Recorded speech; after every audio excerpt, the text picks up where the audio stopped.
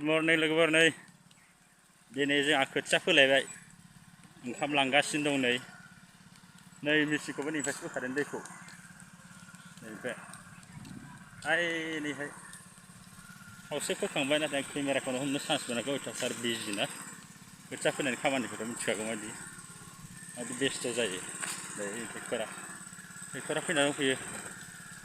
खावसे जानाया जोब्बायानो नामा आरो न' सेरनि दं बाजैमोनानि बैसागा दिननि दाउदै ओंखारलायबाय दाउदै